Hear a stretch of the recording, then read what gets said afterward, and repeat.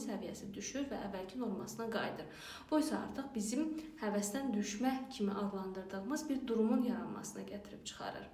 Və digər tərəfdən isə, məsələn, kimsə özünə deyirsə ki, hər gün filan qədər idman eləyəcəm bundan sonra, ya da o gündən sonra ümumiyyətlə şirniyyat yeməyəcəm kimi hədəflər qoyuruqsa, ya da məsələn, kimsə deyir ki, bundan sonra yeməyimi maksimum azaldacaq, siz burada artıq beyninizə böyük bir təhdid siqnalı verirsiniz. Beyin düşünür ki, aha, bu insandan cavabdeh mənəm, yəni bu insanın, məsələn, bu misalda mənim yaşaması üçün mən cavabdehəm, müəyyən rolum o var.